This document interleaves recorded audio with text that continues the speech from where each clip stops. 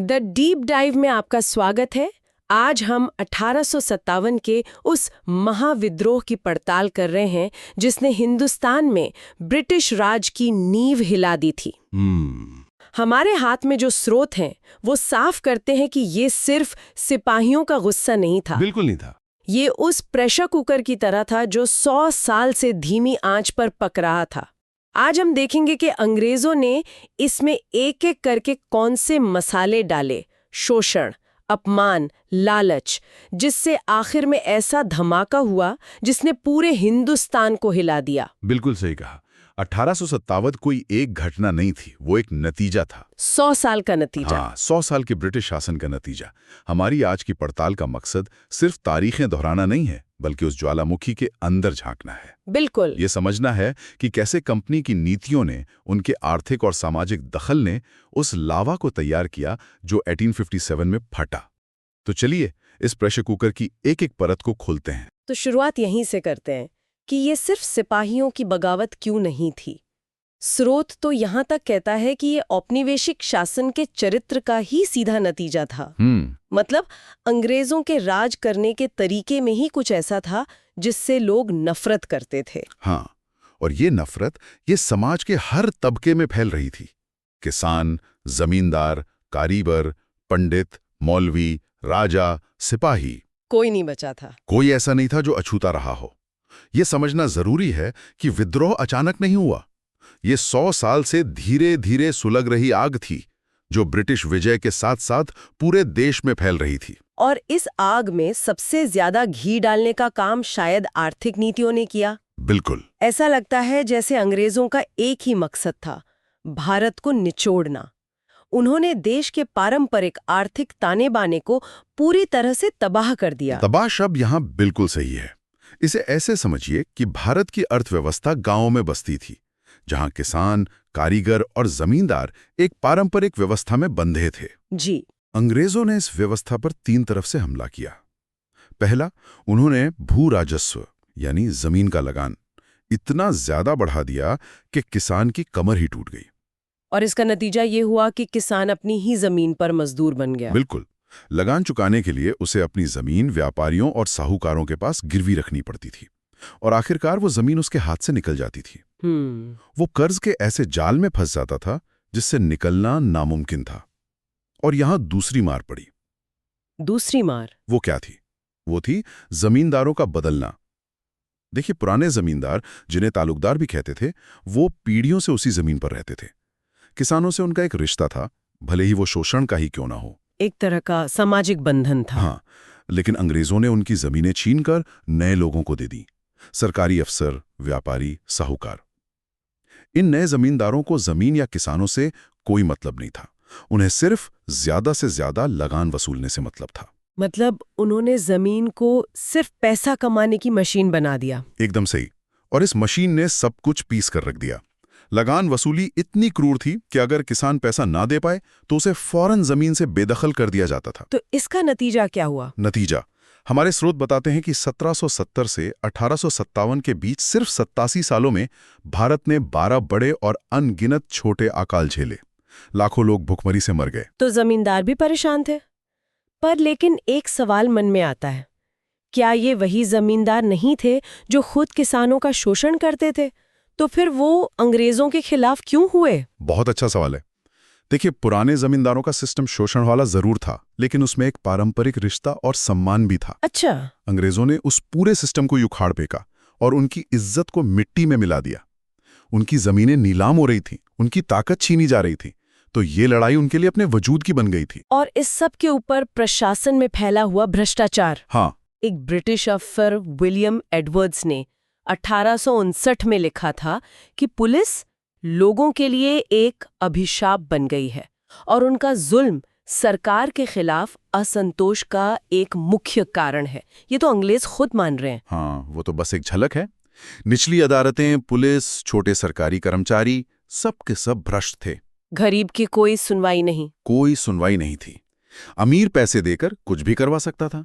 जब लोगों की गरीबी और बेबसी हद से ज्यादा बढ़ गई तो उनके पास खोने के लिए कुछ नहीं बचा। विद्रोही ही बेहतर भविष्य की एकमात्र उम्मीद लगने लगी। तो ये तो हुई पेट की आग की बात। लेकिन अंग्रेज सिर्फ लोगों की जमीन और पैसा ही नहीं छीन रहे थे, वो उनके मान सम्मान और धर्म पर भी चोट कर रहे थे। और शायद ये ज्यादा खतरनाक था। कहीं ज्यादा, क्योंकि ये सीधे पहचान पर हमला था।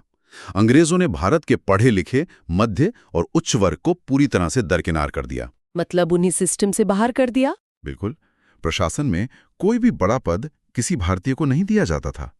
जब उन्होंने एक एक करके भारतीय रियासतों को खत्म करना शुरू किया, तो उन रियासतों में काम करने वाले हजारों भारतीय ऊंचे अफसर, जज और कर्मचारी बेरोजगार हो गए। मतलब सिर्फ नौकरी नहीं गई, उनका रुतबा, उनका सम्मान भी चला गया। बिल्कुल।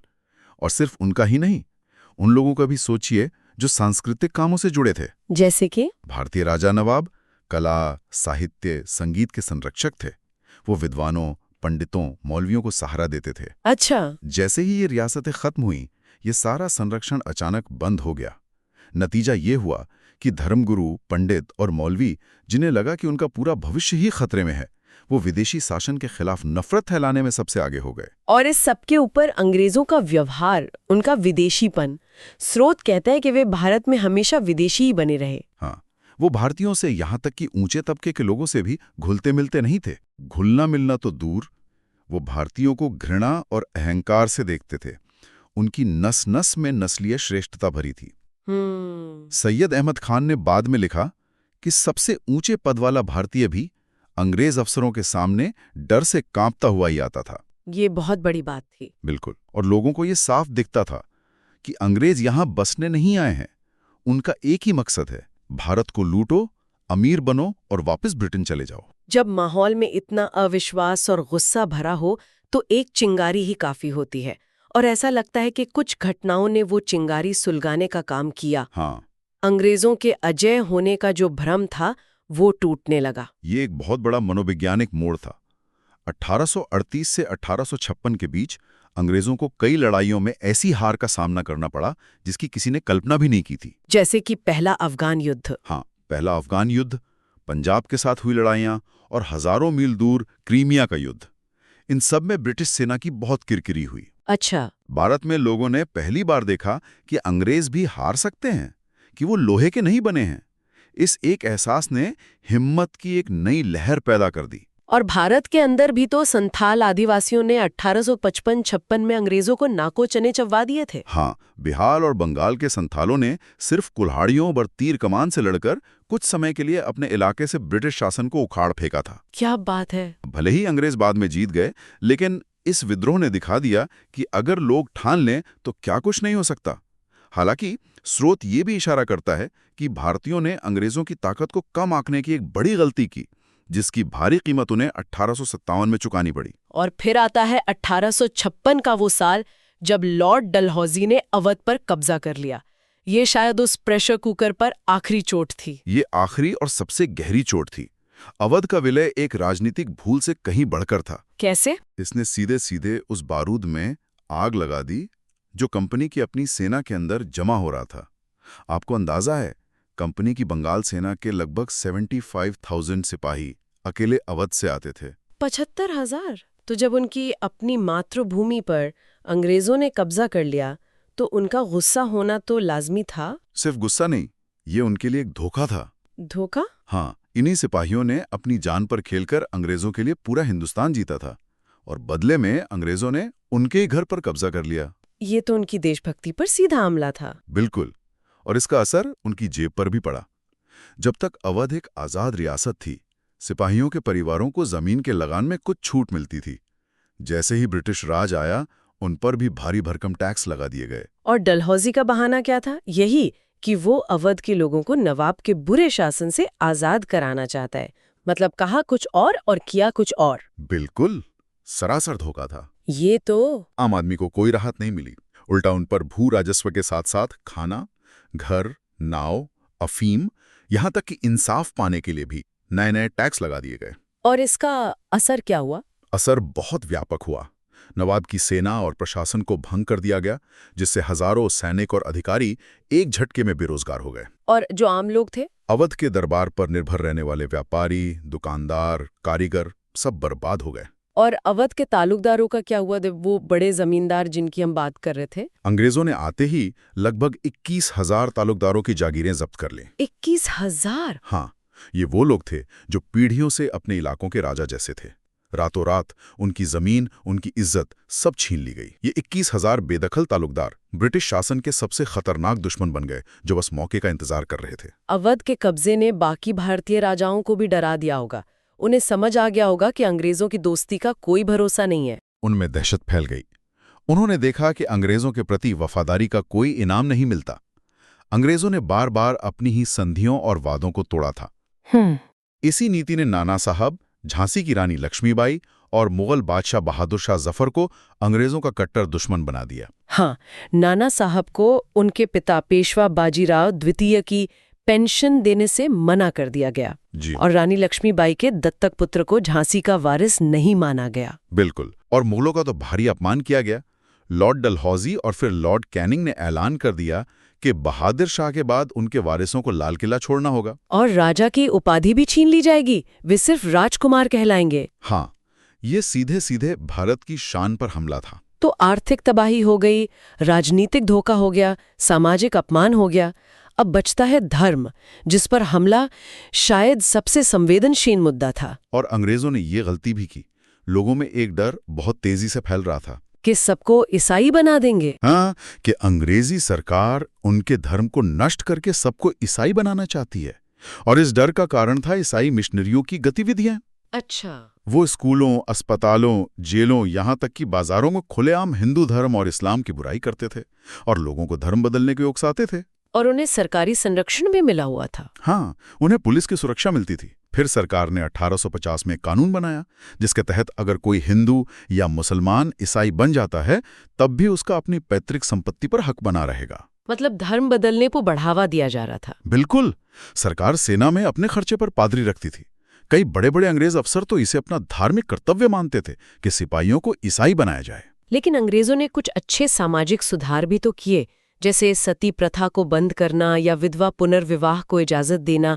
क्या लोगों ने इसे भी गलत समझा? देखिए, ये कदम मानवीय दृष्टि से बहुत अच्छे थे, लेकिन उस समय के रूढ़िवादी समाज ने इसे अपने धर्म और रीति रिवाजों में एक विदेशी सरकार का दखल माना। अच्छा। उन्हें लगा कि अंग्रेजों को कोई हक नहीं है कि वो हमारे सामाजिक मामलों में टांग अड़ाएं। इसके ऊपर सरकार ने मंदिरों और मस्जिदों की जमीन पर भी टैक्स लगा दिया, जो पहले के भारतीय शासकों के समय में टैक्स फ्री होती थी।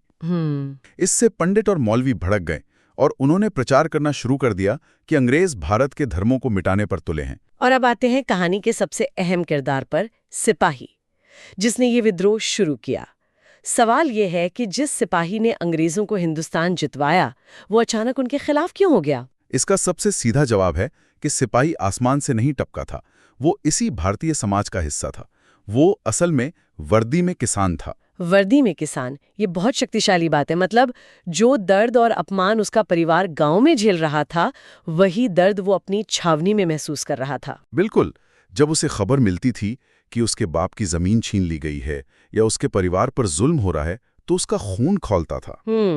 उसे लगता था कि वो जिन अंग्रेजों के लिए लड़ रहा है, वही उसके परिवार को बर्बाद कर रहे हैं। और धर्म वाला डर तो उसे भी था। सेना में पादरियों की मौजूदगी और ईसाई अफसरों का प्रचार इस शक को और गहरा करता था। और उनकी अपनी भी तो शिकायतें थीं, सेना के अंदर की परेशानियां बहुत थीं।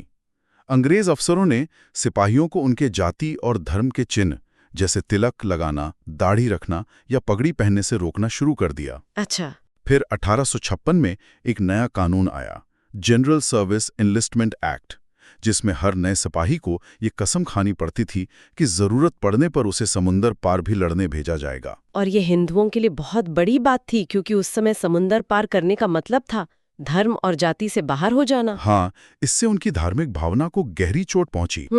इसके अलावा उनके साथ रोजमर्रा का व्यवहार बहुत अपमानजनक था। अपमानजनक मतलब? एक अंग्रेज पर्यवेक्षक ने खुद लिखा है कि अफसर और जवान दोस्त नहीं, बल्कि एक दूसरे के लिए अजनबी हैं। सिपाही को एक हीन प्राणी माना जाता है, उसे गाली दी जाती है, उसे निगर या सुअर कहा जाता है। ये तो भयानक है। मतलब वो अपनी जान दे रहे हैं और बदले में उन्हें गालियां मिल रही हैं। और वेतन में भी जमीन आसमान का फर्क था। एक भारतीय सिपाही को एक अंग्रेज सिपाही के मुकाबले बहुत कम वेतन मिलता था, जबकि काम वो उतना ही करता था। और तरक्की, प्रमोशन? तरक्की की तो कोई उम्मीद ही नहीं थी। कोई भी भारतीय सिपाही सूबेदार के पद से ऊपर नहीं जा सकता था, जिसकी तनख्वाह महीने के 60-70 रुपए होती थी। बस? हाँ। इतिहासकार टी.आर. होम्स ने लिखा है, भले ही उसमें हैदर अली जैसी सैन्य प्रतिभा हो, वो जानता था कि उसे कभी भी एक मामूली अंग्रेज अफसर जितनी तनख्वाह नहीं मिलेगी। और फिर उनके भत्ते भी काट लिए गए। हाँ, जब सिपाहियों को सिंध या पंजाब जैसे नए जीते हुए इलाकों में भेजा जाता था तो उन्हें एक खास विदेशी सेवा भत्ता मिलता था, जिसे भट्टा कहते थे। सरकार ने यह भत्ता बंद कर दिया, जिससे सिपाहियों की तनख्वाह में बड़ी कटौती हो गई। और जैसा हमने पहले बात की, अवध के विलय ने उनके जख्मों पर नमक छिड़कने का काम किया। ये सब कुछ नया नहीं था। पहले भी 1764 से लेकर 1844 तक कई बार सिपाही विद्रोह कर चुके थे, जिन्हें बड़ी क्रूरता से कुचल दिया गया था। तो इस तरह हम देखते हैं कि 1857 तक आते आते भारतीय समाज के हर हिस्से में और कंपनी की अपनी सेना में विदेशी शासन के लिए गुस्सा और नफरत अपनी हदें पार कर चुकी थी। सैयद अहमद खान ने इसे बहुत अच्छे से बयां किया है।